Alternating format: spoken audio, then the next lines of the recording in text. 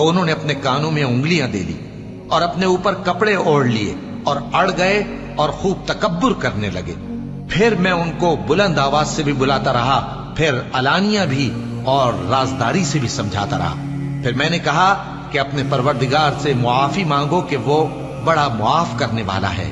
وہ تم پر آسمان سے موسلا دھار میں برسائے گا اور تمہارے مال اور بیٹوں میں اضافہ کرے گا اور تمہیں باغ عطا کرے گا اور ان میں تمہارے لیے نہریں بہا دے گا۔